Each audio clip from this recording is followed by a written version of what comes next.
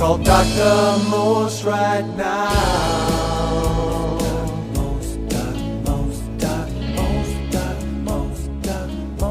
It's our friend Dr. Kevin Most. Good morning, sir. How are you? It's so great when he's on. I am doing great. Is John DeCoste just like behind a little bit? He hasn't updated the song.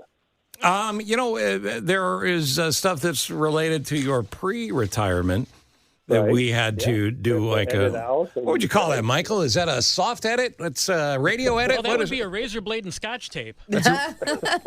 So, yes, a new version of Dr. Most of the Love Song still to come. The funny thing about DeCoste music that he does, when we play these songs, so many people go, I don't remember what the original sounded like. Mm-mm. He's so talented. Well, Dr. Kevin Most, everybody's got stuff this time of year, or any time of year for that matter, they're concerned about. But let me hit you with something our own Tom is concerned about.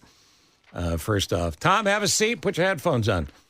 And that is adult acne. Now, first off, I salute Tom for talking about this. Sure. Because this is something that people deal with. I think it's a good public service announcement. It is. If you're going through it, we need to talk about it. And I frankly hadn't noticed it was ever an issue. I didn't either. But, and then Tom said, well, you never look at me the way you used to. So Tom has started a treatment of Accutane. What can you tell us about Accutane? Yeah, and like you said, it's great that he is discussing this, because there are a lot of people who continue to have cystic acne into their adulthood and need to have treatment. And Tom did all the other treatments first to say, okay, what treatments can I have? What are my opportunities here? And has gone through the antibiotics and gone through the other treatments. And now is at a point where it really, between he and his doctor discussing it, says that Accutane is the best. And people say, oh, Accutane, boy, didn't they take that off the market? And it's really interesting because Accutane, the brand name, was actually removed from the market in 2009. And the reason for that was some of the side effects profiles from it and some lawsuits. But at the same time, there's like 6 generic companies now that make it, because we know it works so well for cystic acne as long as you're looking for the side effects and you participate in the data trial. You're going to be really in good shape, because I'll tell you, as far as the overall results, about 90% see a very good response, and about 50% will never need any other treatment after having this course of Accutane. Okay, so my question here is, it's for Tom, it's not for me, but any odd side effects we need to be concerned about, like him baying at the moon or anything? Oh, sorry, we lost him there. It looks like, did? Hold on one second. Wow. Hold on one moment. Although I will say, when the moon comes out, I do get a little itchy. Okay. Yeah, I do get a little itchy. You've been on the treatment, for a week or two? Only just a few days, because what Doc Most was talking about in terms of getting ready to take this this round of medication is I have to go get my lipids checked and like everything in my liver, because it's very harsh on the liver. And some of the things that they talk about is more topical, like skin dryness. They're going to be like, and you might notice like a big breakout because it's your body sort of flushing out all the crap from your face. But then that's true. That's a technical term, is face crap. Yeah. But one of the ones that sometimes gives people pause is mood swings. Let's put it that way. All right, well, let's go back to Doc and ask him about him, because I don't know, maybe I had to take a call. Dr. Kevin Most, this is an aggressive drug, so there could be side effects that are behavioral in nature, but it's nothing to run away from, right? No, not at all. And it's interesting. Depression and suicidal ideations were two that really made a lot of news. In a recent study, I believe it was in 2018, maybe 2019, looked at it and said, you know what? There's no cause and effect here between the drug and the depression. Matter of fact, a lot of people who have cystic acne are depressed prior to even having the medication. Precisely. That being said, it's still something that, because of the possible chance of it, they always inform people. Here's what I want you to look for. You're going to get your dry skin. You're going to get chapped lips. You might get headaches. But we also want you to be aware of depression. And if you do feel depressed, if you go into a medicine knowing here's what I'm looking for, And if you have that side effect and you follow up with it, that's exactly what we want to do here. So if you look at it, the study showed that there really was no cause and effect. But like I said, we know that there is depression linked with acne, so we want to make sure that we're on top of that. And one of the things is to, refrain from alcohol for a bit. So we said, listeners, Tom's going to need a hobby. And we'll go through a list of some of the potential hobbies that folks have suggested for Tom in a bit here. All right, let me move on to another topic here, if I can. And Dr. Kevin Most again is the guest. There is a new lymphocyte therapy to treat tumors. What type of tumors are we talking about? Well, the one that was just approved, and this is brand new, this is last week, the one that was just approved was the treatment of advanced melanoma. You were breaking up there. You said for melanoma? Correct, for advanced melanoma. Okay. Yep. So everybody knows about melanoma, the skin lesion that we look for that has these A, B, C, D, E, what we're looking for, asymmetry, borders, color, diameter. So that tumor, unfortunately, goes many places, can go into your brain, can go into your liver, can go a lot of different places. And the treatment for it has been very, very limited. But now this TIL treatment has done really well and is just absolutely fascinating when you kind of hear what the concept is behind it and how it works.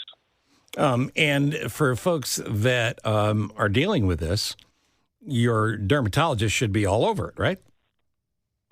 Oh, yeah. Yeah, dermatologists and oncologists would certainly be all over this. So the dermatologist, certainly at the initial time, when they're identifying it and they're doing the initial surgery, the oncologist, when they're starting to look and say, oh, my gosh, now this has moved into your brain or moved into wherever. So the interesting thing about it is we have lymphocytes in our body. They're white blood cells, and we have B lymphocytes and T lymphocytes. And our B lymphocytes are the ones that make antibodies that help fight off viruses and fight off bacterial infections. Our T lymphocytes are called killer tumor cells, and they help control our immune response. But also what they do is they go into cancers and try to kill the cancer. Unfortunately, in many, many cases, they're outnumbered. We don't know how many cases because we don't know how many people have a very small cancer where the T cells go in and eliminate it before it's even identified.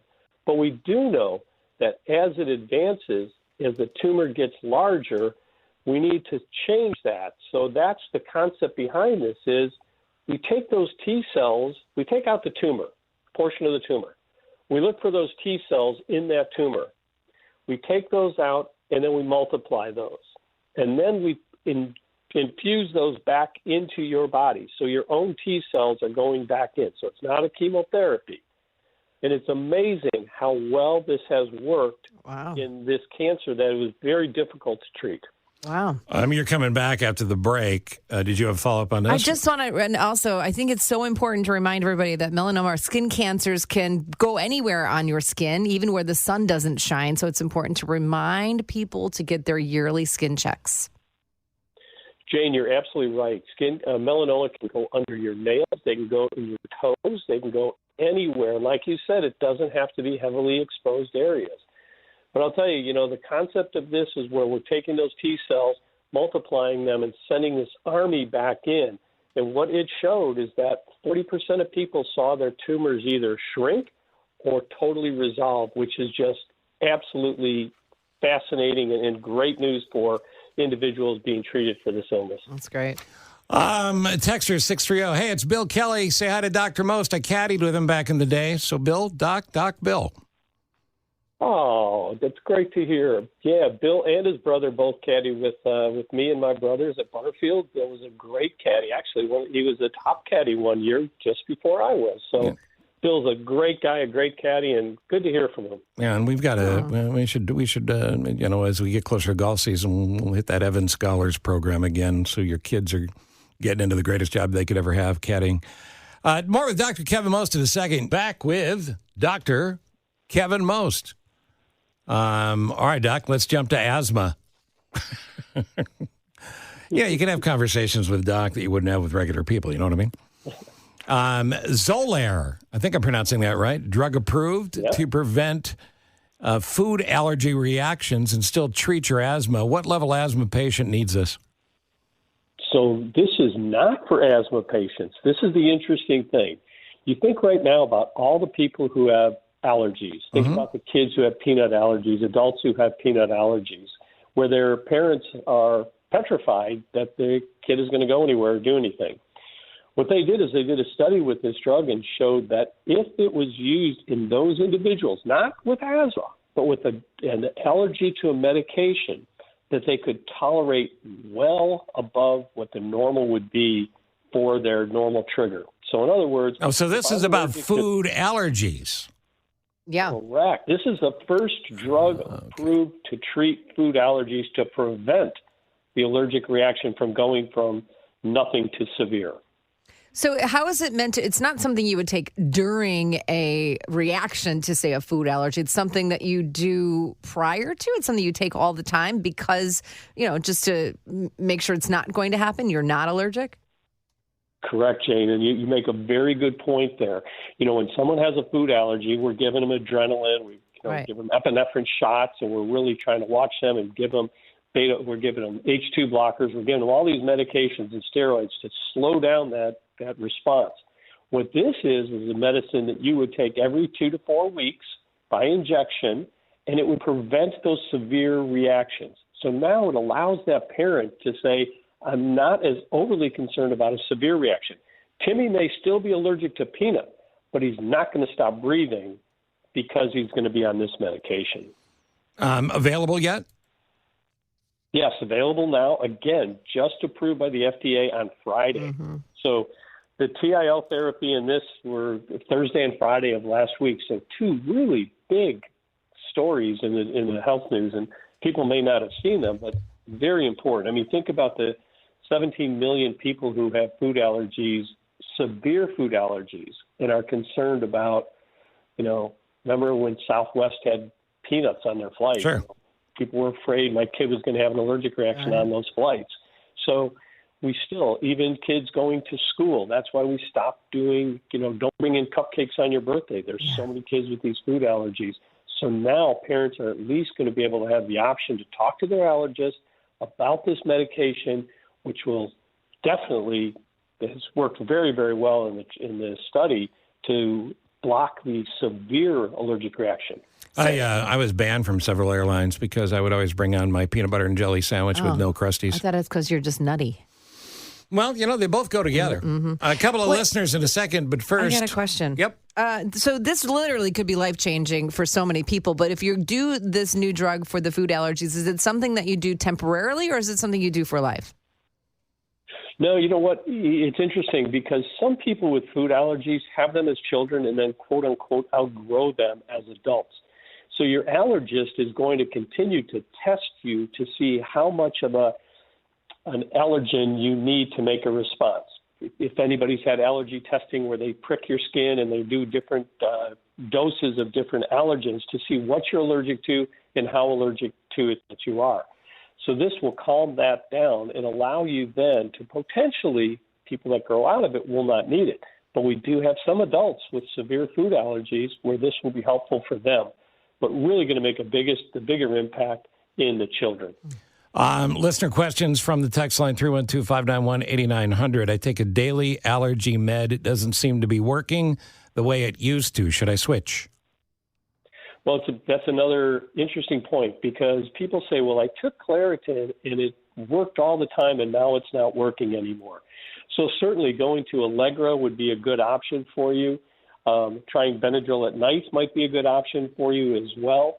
And again, it may be that the medicine is working, but your allergy is changing. So depending on what time of the season it is, you'll notice, I'm really good.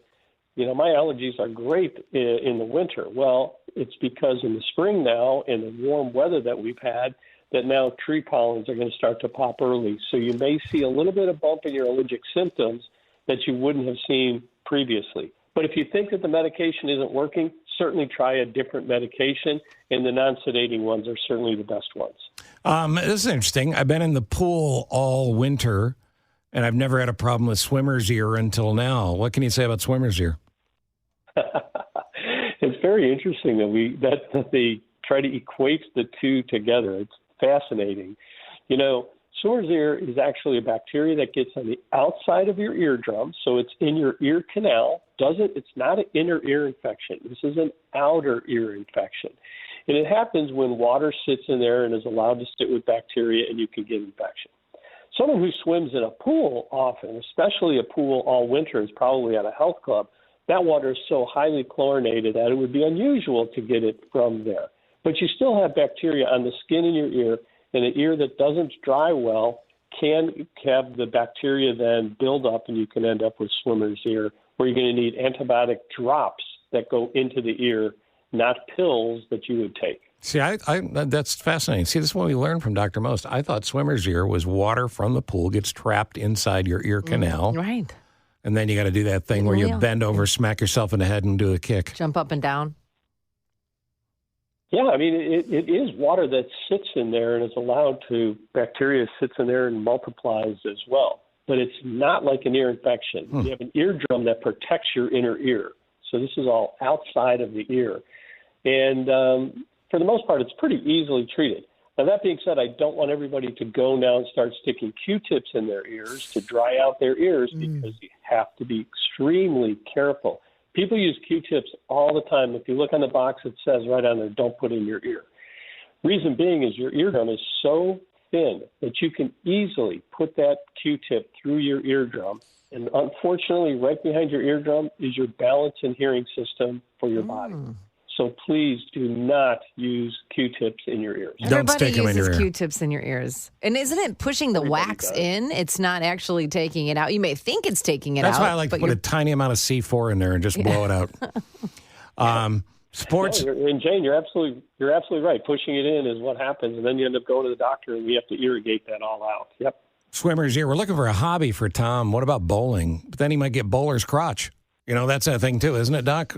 Swimmer's ear, bowler's crotch? Get a pole? Yeah. We'll go through some hobbies for him coming up. Dr. Kevin Most, you're an invaluable resource on our soon-to-be award-winning segment that I think I'm going to rename Turn Your Head and Cough again. Okay. It's like the old days. Rebranding. We like that. Yeah, like the old days. Reinvention. Time for a new logo. Little pivot. Doc, thank you for jumping on. We Thanks, appreciate Dr. it. Most. You got it. Sorry for the bad connection. No. It's all right. You're fine. You're fine. Thanks, bud.